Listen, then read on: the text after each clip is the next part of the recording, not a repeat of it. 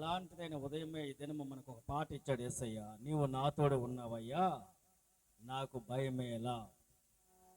దేనికి భయపడకూడదు. ఒక క్రైస్తవుడు యేసుని నమ్మినప్పుడు భయపడితే అప్పుడు దానికి అర్థం ఏంటంటే వీళ్ళు అవిశ్వాసంగా ఉన్నారు అని అర్థం. నేనైతే దేనికి భయపడి, నా ప్రాణం పోయినా కూడా సరే, నేను తిరిగే ఎన్ని ప్రాంతాల్లో నా బండి మీద వాక్యం ఉంటుంది, ఎవరికే భయపడను. నేను యేసయ్య అంటాడు, నువ్వు భయపడబాకు, నేను నీకు తోడుగా ఉన్నాననే వాక్యం నేను వేసాను. ఎప్పుడు వేసాను తెలుసా? అది 2010లో. చూడండి, కింద నా బైక్ ఉంటుంది, అక్కడ ఉంటుంది యెషయా రాసిన గ్రంథం. చూద్దాం ఆ వాక్యం. యెషయా రాసిన గ్రంథం 41:10. நீ பயப்படாதே, நான் உன்னுடனே இருக்கிறேன், திகையாதே, நான் உன் தேவன், நான் உன்னை பலப்படுத்தி உனக்கு சகாயம் பண்ணுவேன், என் நீதியின் వలదు కరத்தினால் உன்னை தாங்குவேன். తెలుగులో చదువుకుందామా? నేను నీతో చెప్పి ఉన్నాను, నీకు తోడై ఉన్నాను, భయపడకము, నేను నీ దేవుడినై ఉన్నాను, దిగులు పడకము, నేను నిన్ను బలపరుతును, నీకు సహాయము చేయువాడను నేనే, నీతి అను నా దక్షిణ హస్తముతో నిన్ను ఆదుకొందును. హల్లెలూయా. ఈ వాక్యం 2010 7వ నెలలో యేసయ్య మాకు బైక్ ఇచ్చాడు. చెప్పింది కదా, మందిరంలో మేముంటున్న మందిరంలో అందరూ బిల్డింగ్ ఫండ్ అని చెప్తూ 10,000 రూపాయలు కట్టాలన్నారు. అప్పటికి 17 మంది కట్టారు. నాకు ఒక వాంఛ, మేము కట్టాలి, అందరి పేర్లు ముందు పోతా ఉన్నాయి. కట్టాలన్నప్పుడు నా దగ్గర డబ్బులు లేవు. అప్పుడు నేను తోలే బండి, అప్పుడు ఆ బండి నేను అమ్మినప్పుడు దగ్గర 10,000 రూపాయల లోపల అయిపోయింది. మరలా కొంచెం డబ్బు చేర్చుకొని నేను 10,000గా ఆ బిల్డింగ్ కొనేదానికని చెప్పి చర్చికి ఇచ్చాను. ఆ తర్వాత నేను కొద్ది రోజులు, అంటే మహా అంటే ఒక 60 రోజులు ఏముంటుంది, 2 నెలలు సైకిల్లో తిరిగాను, పనికి వెళుతూ వస్తూ.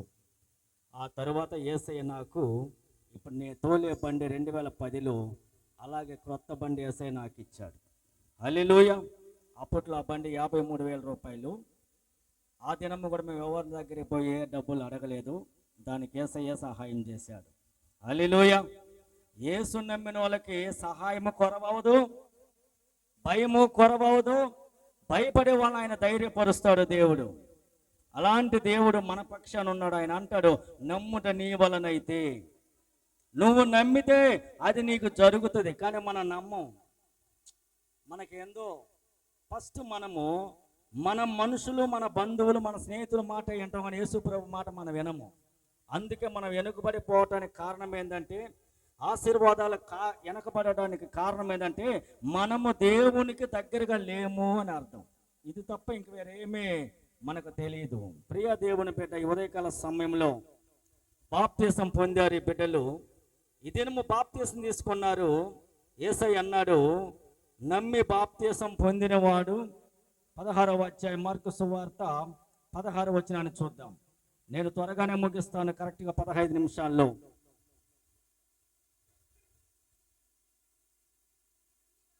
నమ్మి బాప్తీసము పొందినవాడు రక్షించబడును, నమ్మని వానికి శిక్ష విధించబడును. హల్లెలూయా. నమ్మి బాప్తీసము, నమ్మడం అంటే యేసును నమ్మి నేను దేవుని కొరకు జీవిస్తానని ఒక తీర్మానంతో ఒప్పందం చేసుకుని దేవుని కొరకు ఆ బాప్తీసం పొందడమే బాప్తీసం. హల్లెలూయా. దానికి అర్థం ఏంటంటే నమ్మి బాప్తీసం పొందినవాడు రక్షించబడును. ఈ లోకంలో ప్రతి ఒక్కరూ ఈ లోకాన్ని విడిచి వెళ్ళాలి. మనకంటే పెద్ద ధనికులు, పెద్ద గనులు ఈ లోకంలో ఎంతోమంది వచ్చారు, మరణించారు. మళ్ళీ ఎవరైనా తిరిగి లేచారా? యేసు ప్రభు ఒక్కడే లేచాడు. ఆ దేవుణ్ణి నమ్మిన మనము అని అంటాడు, నమ్మి బాప్తీసం పొందినవాడు రక్షించబడును. నువ్వు ఎప్పుడైతే బాప్తీసం పొందుకుంటావో ఈ లోకాన్ని విడిచిపోయిన తర్వాత నిన్ను పరలోకములో ఆయన రక్షించి అక్కడ ఆయనతో మనల్ని పెట్టుకోబోతున్నాడు, మనల్ని ఉంచుతాడు అక్కడ. మనము పరలోకపు సంబంధాలను మాత్రం మనం మర్చిపోకూడదు. ఇప్పుడు మరొక వాక్యాన్ని 20వ అధ్యాయం ప్రకటన గ్రంథం 15వ వచనాన్ని మనం చూసుకుందాం. వెలిపడతలు 20వ అధికారం 15వ వచనం. ఎవని పేరైనను జీవ గ్రంథమందు వ్రాయబడినట్టు కనబడని ఎడల వాడు అగ్నిగుండములో పడవేయబడును. హల్లెలూయా. బాప్తిసం తీసుకున్న వాళ్ళ పేర్లు ఎక్కడ ఉంటాయండి? జీవ గ్రంథంలో. ఈ దినము ఆ 4 వ్యక్తులు బాప్తిసం పొందారు. ఈ దినము 24 గంటలు ఆ పరలోక రాజ్యంలో అక్కడంట ఆ దూతల సమ్మూఖంలో విందు ఆనందాలతో ఆ దినమంతా ఆ పరలోక రాజ్యంలో ఒక విందు జరుగుతుందంట. 4 మనుషులు లోకాన్ని విడిచిప్పుడు పరలోక సంబంధులై దేవుణ్ణి హత్తుకోవడం, ఆ జీవ గ్రంథంలో వాళ్ళ పేర్లు ఎక్కడ లిఖించితే ఇప్పుడు పరలోకం అంతా అంట విందు జరుగుతూ ఉందంట అక్కడ. అది మీకు అర్థమైందా? పరలోక రాజ్యంలో ఈ దినమంతా 4 వ్యక్తులు పరలోకానికి వచ్చారు, వాళ్ళ పేర్లు నమోదు చేయబడిందని అక్కడ అంతా ఆనందంతో ఉంటారంట. హల్లెలూయా. మనం యేసయ్య నమ్ముకోమని మనం ఎంతోమంది చెప్తా ఉంటారు. వాళ్ళు అంటారు వీళ్ళకి ఏం పని లేదు. మనకు పని లేదయ్యా, మనకు మంచి పనులు ఉండే చేతిలో. కానీ ఎట్లయినా ఈ లోకాన్ని విడిచి మనం వెళ్ళాలి. వెళ్ళిన తర్వాత పరలోకం వెళ్ళాలి. ఎవరి పేరైనా జీవ గ్రంథంలో కనబడకపోతే, బాప్తిసం పొందకపోతే, యేసును ఎరగకపోతే వాడు ఎక్కడ ఉంటాడంట? ఆ దినము సూపర్ స్టార్లైన అగ్నిగుండంలో పడాల్సిందే. ఆడే ఊరు కాపాడలేరు వాళ్ళని. అవునా? ఈ వాక్యము ఎవరి పేరైతే జీవ గ్రంథంలో కనబడలేదంటే బాప్తిసం పొందనోడి పేరు జీవ గ్రంథంలో ఉండదు. ఉంటుందా? ఉందని మీరు ఎవరైనా చెప్పండి. ఉండదు. బాప్తిసం పొందిన వాళ్ళ పేర్లే జీవ గ్రంథంలో లిఖించబడతాయి. వాళ్ళని దేవుడు పరలోక రాజ్యంలో ఆయన సింహాసనం మీద కూర్చొని పెడతాడు. హల్లెలూయా. ప్రియ దేవుని బిడ్డ, ఎందుకు ఈ 2 వాక్యాలు గుర్తు చేశానంటే, ఈ దినము బాప్తిసం పొందిన బిడ్డలు మేము యేసయ్యను నమ్ముకున్నాము, బాప్తిసం పొందుకున్నాము, మీరు పొందుకున్నారు. అయితే మీ జీవితాలు ఒక దినము సుఖమయముగా ఉండబోతున్నవి. ఈ లోకంలో ఎన్నో సందర్భాలలో సందర్భాలు ఎన్నో వస్తూ ఉంటాయి, పోతూ ఉంటాయి. అయితే ఒక దినం ఈ లోకాన్ని విడిచి మనం వెళ్ళిన తర్వాత మన పరలోకంలో ఉండాలనే దానికి ఆ బాప్తిసం యేసు ప్రభు మనకి ఇచ్చాడు. చూద్దాం ఇప్పుడు నిర్గమకాండము 34వ అధ్యాయము 10వ వచనాన్ని మనము ధ్యానించుకుందాం. అందుకు ఆయన,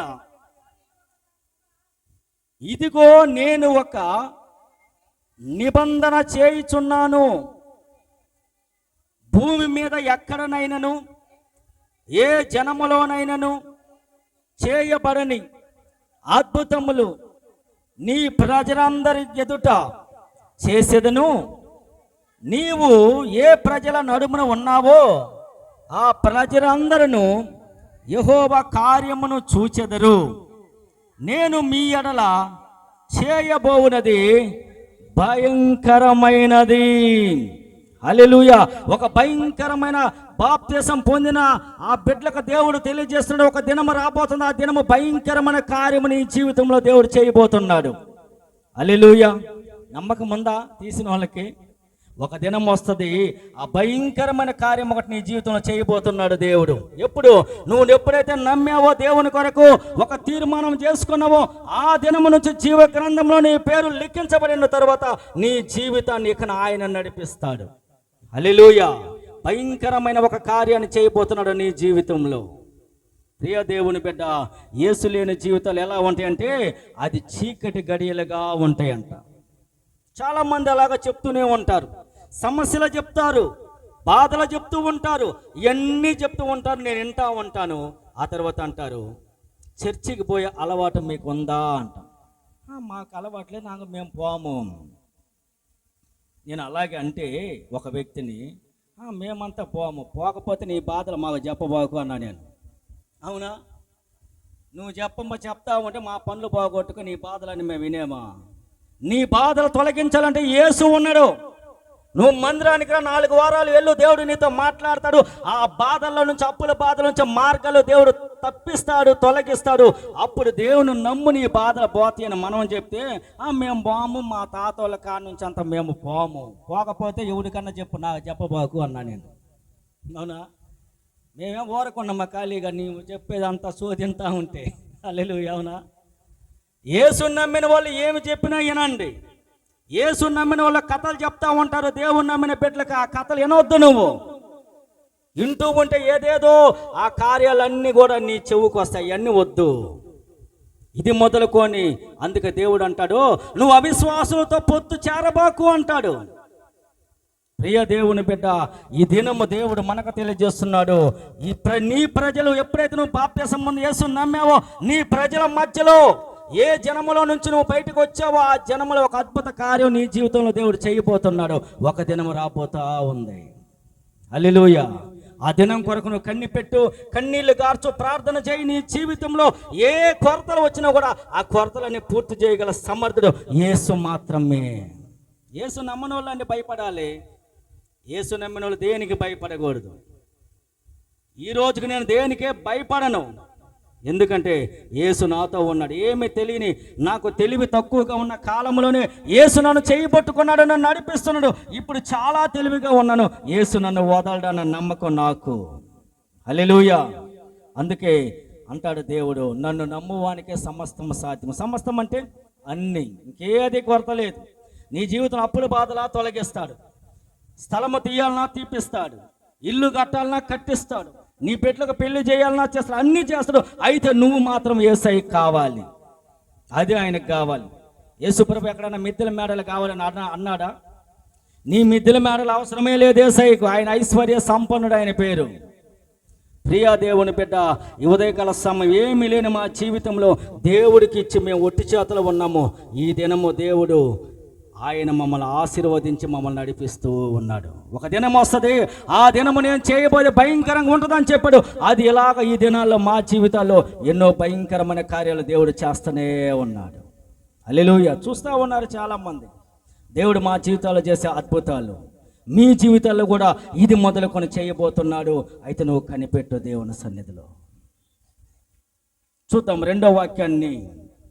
ఏ ప్రజల మధ్యలో ఆయన దేవుడు అద్భుత కార్యాన్ని చేస్తాడని చెప్పాడు. మరొక వాక్యాన్ని మనము చూద్దాం. యెహోషువ రాసిన గ్రంథం 10వ అధ్యాయము 12వ వచనం. చివరిగా ఈ వాక్యాన్ని ధ్యానించి ఈ కోరికను ముగించుతాను. యేసువా எழுதிన పుస్తకం 10:12. యెహోషువ రాసిన గ్రంథం 10వ అధ్యాయము 12వ వచనం.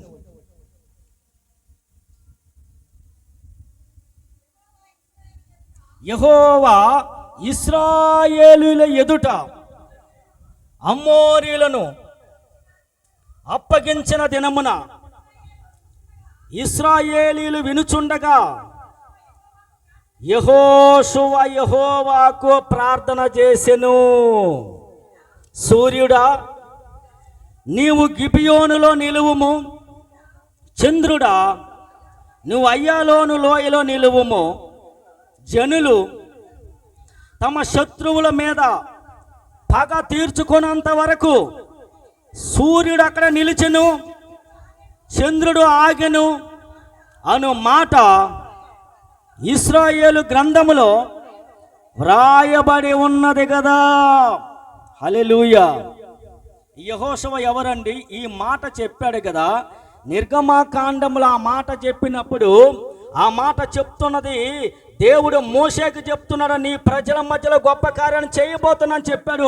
ఆ గొప్ప కార్యాన్ని యెహోషువ కాలంలో ఇప్పుడు ఒక భయంకరమైన కార్యాన్ని అక్కడ చేయబోతున్నాడు, దేవుడు చేస్తూ ఉన్నాడు. ఇశ్రాయేలు ప్రజలందరూ అమ్మోరీల మీద యుద్ధం చేయడానికి పోయిన తరువాత యెహోషువ అక్కడ ప్రార్థన చేశాడు. ఏం చెప్పాడు? సూర్యుడా అక్కడ నిలబడుము, చంద్రుడా అక్కడే అయ్యాలోను లోయలో నిలువుము. ఒక వ్యక్తి ప్రార్థన చేస్తే సూర్యుడిని ఆపాడు దేవుడు. గమనిస్తున్నారా? ఒక వ్యక్తి ప్రార్థన చేస్తే దేవుని నమ్మిన వాడు సూర్యుని అక్కడే నిలబెట్టాడు, చంద్రుని అక్కడే నిలబెట్టాడు. 24 గంటలు తమ శత్రువులు, ఆ ఇశ్రాయేలు ప్రజలు తమ శత్రువులను పగ తీర్చుకొని యుద్ధం అయిపోయినంత వరకు సూర్యుడు చంద్రుడు అక్కడే నిలబడి ఉన్నాడు. హల్లెలూయా! ఎంత పెద్ద ఆశ్చర్యం అండి ఇది. సూర్యుడు చంద్రులు మనం ఆపగలమా? నువ్వు ప్రార్థన చేస్తే ఆపుతాడు దేవుడు. 1 గంట సేపు ఆపడా? యెహోషువ ప్రార్థన చేశాడు 24 గంటలు, ఒక నాడంతా, ఒక దినమంతా దేవుడు సూర్య చంద్రులను ఆపేశాడు. ఆ ఇశ్రాయేలు ప్రజలు తమ శత్రువులను పగ తీర్చుకున్నంత వరకు సూర్యుడు చంద్రుడు అలాగే నిలబడి ఉన్నాడు. ఎందుకు వాళ్ళని ఆపాడంటే ఆ పగలు ఆ సూర్యుడు చంద్రుడు అక్కడే ఉన్నాడు, పగలంతా శత్రువులందరినీ సర్వనాశనం చేయవచ్చు అని. అప్పుడు యెహోషువ ప్రార్థన చేస్తూ ఉన్నాడు, సూర్య చంద్రులను దేవుడు అలాగే ఆపాడు. ప్రియా దేవుని బిడ్డ, ఈ దినము నువ్వు ప్రార్థన చేస్తే నీ అప్పుల బాధలు తొలగించలేడా దేవుడు? ఏదైతే నీ జీవితంలో కొరతగా ఉందో కొరతను పూర్తి చేయడా దేవుడు? అయితే మనకు ప్రార్థన తక్కువ, విశ్వాసం తక్కువ, దేవుని మీద నమ్మకం తక్కువ. అందుకే దేవుని నమ్మిన బిడ్డలు ఎందుకు ఇంకా ఆలస్యం అవుతున్న ఆశీర్వాదాలు అంటే దేవుని మీద పరిపూర్ణంగా ఆనుకోవడం లేదు. హల్లెలూయా! ఇప్పుడు యెహోషువ రాసిన గ్రంథం 24వ అధ్యాయము 15వ వచనాన్ని మనం చూసి ఈ కూడికను ముగిస్తాం. యెహోవాను సేవించుట మీ దృష్టికి కీడని తోచిన ఎడల మీరు ఎవరిని సేవించెదరు? నది అద్దరిని మీ పితరులు సేవించిన దేవుళ్ళను సేవించెదరు? అమ్మోరీల దేశంలో నివసించిన వారి దేవతలను సేవించెదరు? నేడు మీరు కోరుకొనుడి, మీరు ఎవరిని సేవించినా సేవించగోరినా నేనును నా ఇంటి వారును యెహోవానే సేవించెదము. హల్లెలూయా! ఇప్పుడు ఈ బాప్తిసం పొందిన వాళ్ళ బంధువులు ఎంతోమంది ఉన్నారు. వాళ్ళందరిలో కూడా ఎవరు ఏమనుకున్నా పర్వాలే, నేను యేసు నామములో బాప్తిసం పొంది దేవుని కొరకు నేను జీవిస్తున్న, నా జీవితం ఆశీర్వాదకరంగా ఉండాలని ఒక తీర్మానంతో వచ్చిన ఈ ఒక విశ్వాసపు బిడ్డల బాప్తిసం పొంది ఉన్నారు చూడండి. అలాగనే ఆ దినం యెహోషువ కూడా ఆ ప్రజల మధ్యలోంచి తనీగా వచ్చేసాడు. వచ్చి ఏమంటున్నాడు? మీరు ఎవరినైనా మొక్కండి, ఏ దేవతనైనా కొలవండి, అయితే నేను నా కుటుంబం మాత్రము యెహోవాను సేవించదమని 6 లక్షల మంది ప్రజల నుంచి బయటికి వచ్చాడండి. ఒక నమ్మకం మీద యేసు నమ్మాడు. ఆ మాట ఎప్పుడైతే తన హృదయం నుంచి బయటికి వాళ్ళ దగ్గర ఉప్పొంగి బయటికి వచ్చాడో ఆ దినం నుంచి దేవుని కొరకు జీవిస్తున్నాడు. ఒక దినం వచ్చింది, భయంకరమైన కార్యం దేవుడు చేయబోతూ ఉన్నాడు. సూర్యచంద్రుల దేవుడు ఆపేశాడు. ఒక యెహోషువ ప్రార్థన చేస్తే, మనం ప్రార్థన చేస్తే చేయడా దేవుడు? ఏమండి, మనం ప్రార్థన చేస్తే దేవుడు చేయడా? అరే, ఇల్లు కట్టించిన దేవుడు, పెళ్ళిళ్ళు చేసిన దేవుడు, గృహాలు నిర్మించిన దేవుడు, మన జీవిత అప్పుల బాధల నుంచి తొలగించిన దేవుడు, ఇంకా నీ జీవితంలో ఏమి కొరతలు ఆ కొరతను పూర్తి చేయగల సమర్థుడు యేసు ఉండగా నువ్వు ఎందుకు భయపడతావు? యేసు నీ జీవితంలోనికి ఎప్పుడు స్వీకరించావో నీకు రాబోతున్న ప్రతి కార్యంలో ఆయన ముందుంటాడు. ఆయన ముందుండి వాటన్నిటిని సఫలం చేస్తూ ఉంటాడు. అందుకే దేవుడు అంటాడు, నువ్వు కనిపెట్టు అంటాడు. మొదటి పేతురు రాసిన పత్రిక 5వ అధ్యాయము 6వ వచనాన్ని చూద్దాం. చివరిగా, దేవుడు తగిన సమయమందు మిమ్ములను హెచ్చించునట్లు ఆయన బలిష్టమైన చేతి క్రింద దీన మనస్కులై ఉండుడి. చూశారండి ఏం చెప్పాడు దేవుడు? మరలా చదువుకుందాము. దేవుడు తగిన సమయమందు మిమ్ములను హెచ్చించునట్లు ఆయన బలిష్టమైన హస్తం క్రింద దీన మనస్కులై ఉండుడి. చూసారా? ఒక విశ్వాసి ఎప్పుడు ఎలా ఉండాలంటే దీన మనసు కలిగి దేవుని సన్నిధికి వస్తూ ప్రార్థన చేస్తూనే ఉండాలి. ఒక దినం వస్తే దేవుడు నిన్ను హెచ్చిస్తాడు. అప్పటి వరకు నువ్వు కనిపెడుతూనే ఉండాలి. అవునా? విశ్వాసపు జీవితం అంటే మేము వెళ్ళాము, 1 నెల రోజులకి మాకు అన్ని కావాలి, మాకు ఈ కావాలి అవి కావాలి అని చెప్పి మనం ఒక లిస్ట్ చేస్తాం. యేసయ్యకి ఒక నెలకే. ప్రియ దేవుని బిడ్డ, నేను ఈ దినము నిలబడ్డా. నేను బాప్తిసం పొంది ఇంచుమించు 29 ఏండ్లు. ఈ దినము దేవుడు నా జీవితంలో ఎన్నో గొప్ప కార్యాలు చేస్తూనే ఉన్నాడు. మరి ఇన్ని సంవత్సరాలు మేము కనిపెడతా ఉన్నామా లేదా? అందరిలాగా యేసయ్య కాడికి వెళ్ళి, ప్రభువా మేము ప్రతి నెల వస్తున్నాం, మీ దశంభాగం ఇస్తున్నా కదా, ఇంకా నాకు ఇల్లు కట్టలేదంటే నేను ఇస్తాను ఇల్లు.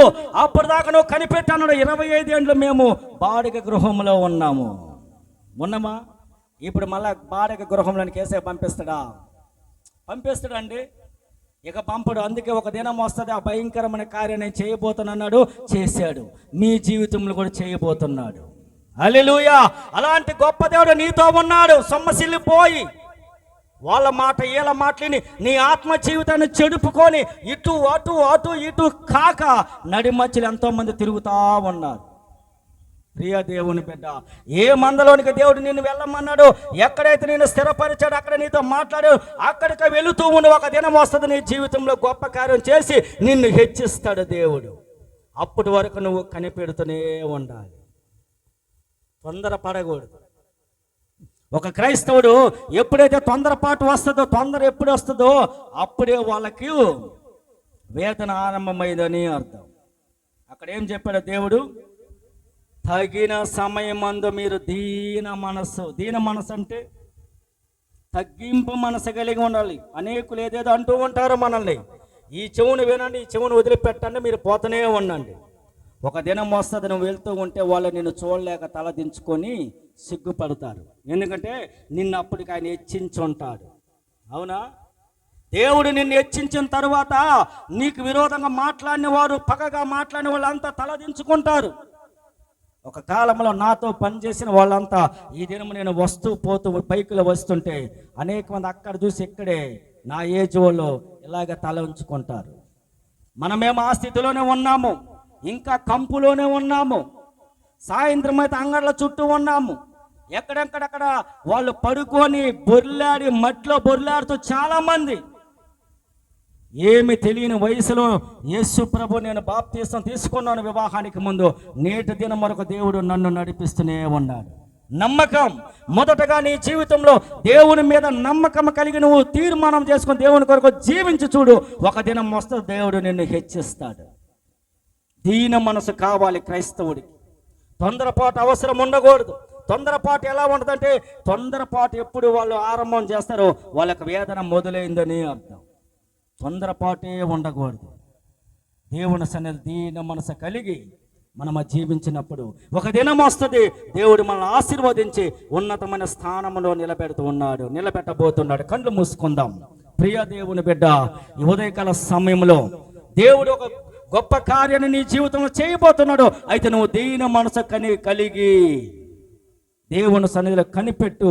ఒక దినము నిన్ను దేవుడు హెచ్చించబోతున్నాడు.